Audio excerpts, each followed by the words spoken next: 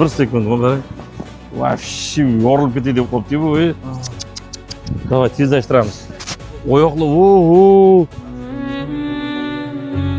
O'zimiz o'zbek xalqi uchun ham mehribonki, hamma dardlarga shifo berayotgan o'zbek xalqi. qanchadan beri kechasini qarab chiqasiz? Yig'ilib. Ham kunduz ishlaysiz, kechasi qarab chiqasiz. Hozir ham zo'rg'a nafas olyapti. Umid qilyaptilar, umidga Yashab qolishga umid qiladi hamma. faqat umid bor. Aziz xalqim, bolalarga qolmasin.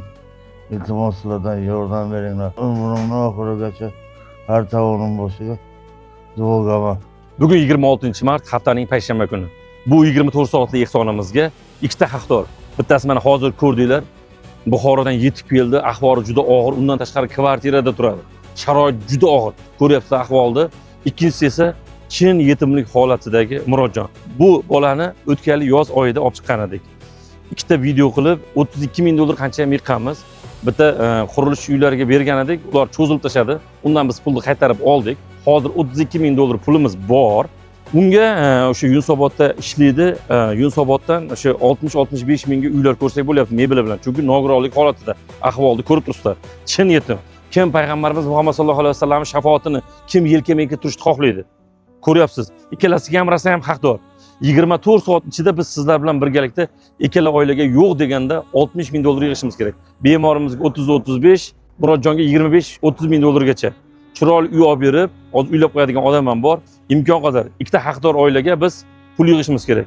Bugun 26-mart, yana qaytarib o'taman.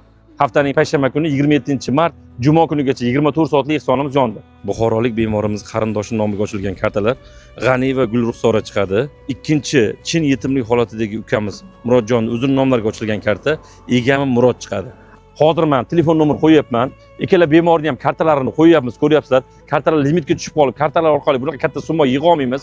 O'shancha imkon qadar telefon nomer qo'yapman. Boshqa vajlar bilan bezovta qilmanglar. Bemor bor edi deb zakot beruvchi, naqd beruvchilarni yo'lini to'sib qo'ymanglar iltimos. Men o'zim aynan mana shu klinikani tagida o'tiraman. Imkon qadar naqd beruvchilar kelsanglar yaxshi bo'ladi. Mabodo Toshkent shahrida bo'lsanglar-u, men pulni olib bera olmayman, olib ketadigan bormi desalar, mana rasmda turgan Mohira singlimiz borib sizni uyingizda olib ketadi. Hammasini shaffoflik bilan egalariga yetkazamiz. Kelinglar aziz vatandoshlar, biz bir xalqmiz, birlashsak vatanmiz.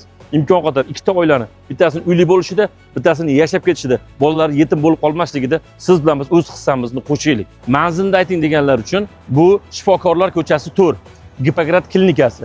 To'rida Salaman to'yxonasi bor. Agar Instagram istoriyaga kirsanglar, o'sha lokasiyani ham qo'yib qo'yamiz. Lokasiya orqali ham kelib, mana shu yerda o'zim mashinada o'tirib, har bitta bergan insonni yozib olib, taqsimlab ikkalasiga shaffoflik bilan bo'lib, 24 soatlik sonda qancha yig'ilganini sizlarga qo'yib beramiz. Qani aziz vatandoshlar, siz videoni ko'rib turibsizmi? Men siz ham uddalaydi demang. Biz siz bilan uddalashimiz mumkin. Imkon qadar videoni maksimal tarqatasiz, istoriyangizga tortasiz, kommentariyasiga saxovat beshalarni chollaysiz. Biz sizlar bilan uddalaymiz inshaalloh. Assalomu alaykum.